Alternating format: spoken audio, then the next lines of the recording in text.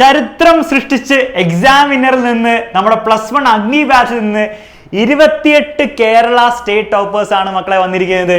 ഇതുപോലത്തെ റിസൾട്ട് എനിക്ക് തോന്നുന്നില്ല, ഞാൻ വേറെ എവിടെയും കണ്ടിട്ടില്ല കേരളത്തിലെ ഏതെങ്കിലും എഡ്യൂക്കേഷൻ പ്ലാറ്റ്ഫോമിന് പറയാൻ പറ്റുന്ന കാര്യം. സോ എക്സാമിനറിന്റെ +1 അഗ്നി ബാച്ച് ആയിക്കോട്ടെ, +2 യൂര ബാച്ച് ആയിക്കോട്ടെ, +1 +2 വേറെ ഏത് ബാച്ചിലായിക്കോട്ടെ, നിങ്ങൾ ജോയിൻ ചെയ്തിട്ടുണ്ടെങ്കിൽ മക്കളെ നിങ്ങൾക്ക് അഭിമാനിക്കാനുള്ള ഒരു നിമിഷമാണ്. തീർച്ചയായിട്ടും നിങ്ങളുടെ ആ ഒരു സന്തോഷം നിങ്ങളുടെ ഉള്ളിലുണ്ടെങ്കിൽ തീർച്ചയായും കമന്റ് ബോക്സിൽ അറിയിക്കുക.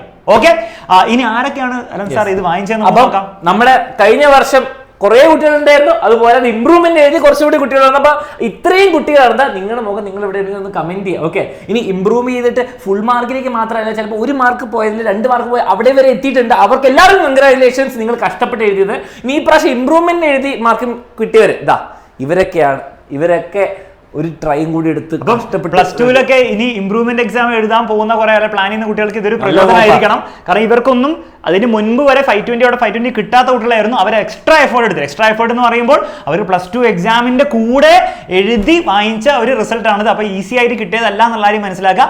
അതോടൊപ്പം ഈ ഡിസിഷന്റെ ഒരു 1 ഇയറിന്റെ ഫുൾ പ്രഷറും അവരുടെ മേത്തുണ്ട്. അപ്പൊ വീണ്ടും കൺഗ്രാജുലേഷൻസ്. അപ്പം ഇവർക്കും പറ്റും. നിങ്ങൾ ചിലപ്പോൾ +1 എക്സാം ചിലപ്പോൾ 1-2 മോശമെങ്കിൽ +2 റിപ്പീറ്റ് ചെയ്യാൻ താല്പര്യമുണ്ട്. റിപ്പീറ്റ് അല്ല നിങ്ങളുടെ ഇത് താല്പര്യം ഉണ്ടെങ്കിൽ ഇംപ്രൂവ്മെന്റ് ചെയ്യാൻ പറ്റും. അതിനുള്ള ഇൻസ്പിറേഷൻ ആണ് ഇവിടെ.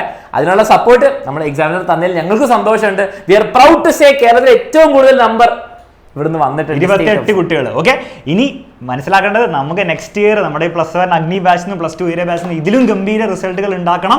അതിന് 2 കാര്യങ്ങളെ ഹെൽപ്പ് ചെയ്യാൻ പോകുന്നു. ഒന്ന്, ഞങ്ങളുടെ ഭാഗത്ത് നിന്ന് ഞങ്ങൾ മാക്സിമം എഫേർട്ട് ഇടും. അത് ക്ലാസ് എടുക്കുന്ന കാര്യത്തിലായിക്കോട്ടെ, അതുകൂടാതെ നമ്മുടെ ആപ്പിലും ഓരോരോ ഫീച്ചേഴ്സ് എന്ന് പറഞ്ഞാൽ വെറുതെ ഇങ്ങനെ രസത്തിന് വേണ്ടി തരുന്നതല്ല, നിങ്ങൾക്ക് പഠിക്കാൻ വേണ്ടിയുള്ള കാര്യങ്ങൾ തരുന്നതിലായിക്കോട്ടെ. ഈ വർഷമൊക്കെ ഇവർക്ക് കിട്ടാത്ത കുറേ കാര്യങ്ങൾ സെലക്റ്റഡ് ആയിട്ടുള്ള NCERT ക്വസ്റ്റൻസ്, അതുപോലെ സെപ്പറേറ്റ് വർക്ക്ഷീറ്റ് ഒക്കെ നമ്മൾ എന്ത് ചെയ്യുന്നുണ്ട്, നിങ്ങൾക്ക് തരുന്നുണ്ട്. 1-2 സർപ്രൈസ് ഫീച്ചേഴ്സും വരുന്നുണ്ട്. അപ്പോൾ അതൊക്കെ നിങ്ങൾ വെയിറ്റ് ചെയ്തിരിക്കുക. അതൊക്കെ നിങ്ങൾക്ക് വളരെയധികം യൂസ്ഫുൾ ആയിട്ടുള്ള കാര്യങ്ങളായിരിക്കും. പക്ഷേ ഇതൊക്കെ ഞങ്ങൾ ചെയ്യുന്ന കാര്യങ്ങളാണ്. അതുകൊണ്ട് മാത്രം നിങ്ങൾക്ക് എന്ത് ചെയ്യാൻ പറ്റില്ല, നല്ല മാർക്കിലേക്ക് ഒരിക്കലും എത്താൻ പറ്റില്ല. നിങ്ങളും വർക്ക് ചെയ്യണം. ഓക്കെ, അപ്പോൾ നിങ്ങൾ മനസ്സിലാക്കേണ്ടത് ഇവരൊക്കെ എക്സാമിനറിന്റെ ഫാക്കൽറ്റി അടിപൊളിയായതുകൊണ്ടോ അല്ലെങ്കിൽ അവർ പഠിപ്പിച്ചുകൊണ്ടോ അല്ല അതുകൊണ്ട് മാത്രമല്ല ഇവർ നേടിയെടുത്തത്. ഇവരെന്താണ് ഡെയിലി ഇവരെന്ത് ചെയ്തു, ആ എഫേർട്ട് ഇട്ടു. ഓക്കെ, ഫുൾ മാർക്ക് കിട്ടുമോ കിട്ടില്ലയോ എന്ന് അവർ കുറേ ചിന്തിച്ചില്ല. പലരുടെയും ഇന്റർവ്യൂ നമ്മൾ ചെയ്തപ്പോൾ അവർ ഫുൾ മാർക്കിൽ വരുന്ന അവർ ചിന്തിച്ചിട്ടൊന്നുമില്ല. അവർ പഠിക്കണം എന്നുള്ള അവർ ചിന്തിച്ചിട്ടുണ്ടായിരുന്നു. ആ പഠിക്കുന്ന ആ എഫേർട്ടിൽ എന്താണ് അവരുടെ മാക്സിമം ട്രൈ ചെയ്തു. അപ്പോൾ അതുപോലെ നിങ്ങളും ആ ഒരു രണ്ടാമത്തെ ഭാഗം, അതായത് നിങ്ങളുടെ ഭാഗം നിങ്ങൾ ചെയ്യാൻ റെഡി ആണെങ്കിൽ നമുക്ക് ഒരുമിച്ച് എന്ത് ചെയ്യാം മക്കളെ, നമുക്ക് ചരിത്രം വീണ്ടും സൃഷ്ടിച്ചുകൊണ്ടേയിരിക്കാം. ഓക്കെ, അപ്പോൾ തീർച്ചയായും നിങ്ങളുടെ ഇവരോടുള്ള കൺഗ്രാജുലേഷൻസ് തീർച്ചയായും നിങ്ങൾ കമന്റ് ബോക്സിൽ അറിയിക്കണം. കാരണം അതൊരു ഈസി ടാസ്ക് അല്ല ഇങ്ങനെ ഫുൾ മാർക്കിൽ ഫുള്ളൊക്കെ വാങ്ങുക എന്ന് പറഞ്ഞാൽ. അപ്പോൾ അതിനോടുള്ള റെസ്പെക്ട് നമ്മൾ എല്ലാവരും കാണിക്കണം എന്നാണ് എൻ്റെ അഭിപ്രായം. തീർച്ചയായും കമന്റ് ബോക്സിൽ ഒരു കമന്റെങ്കിലും ഇവർക്ക് വേണ്ടി ഇടാൻ പറ്റുമെങ്കിൽ അത് ഇടുക. ഓൾസോ നമ്മുടെ +1 +2 ബാച്ചിൽ ജോയിൻ ചെയ്യാത്തവരാണ്, താഴെ നമ്പറുടെ ഡീറ്റെയിൽസ് കൊടുത്തിട്ടുണ്ട്. +2 ബാച്ചിൻ്റെ +1 ബാച്ചിൻ്റെ ഒക്കെ ഇതേ നമ്പറിൽ തന്നെയാണ് നിങ്ങൾ കോൺടാക്ട് ചെയ്യേണ്ടത്. വേഗം തന്നെ അഡ്മിഷൻ എടുത്തോ. കാരണം +2 ഓൾറെഡി സ്റ്റാർട്ട് ചെയ്തു. ഓരോ ചാപ്റ്ററിന്റെ പാർട്ട് 1 വീതം നമ്മൾ തീർത്തിട്ടുണ്ട്. നെക്സ്റ്റ് ബാച്ച് നമ്മൾ മൺഡേ ആണ് സ്റ്റാർട്ട് ചെയ്യാൻ പോകുന്നത്. മൺഡേക്ക് മുൻപ് അഡ്മിഷൻ എടുത്താൽ നിങ്ങൾക്ക് ആ ബാച്ചിൽ തന്നെ തുടങ്ങാവുന്നതാണ്.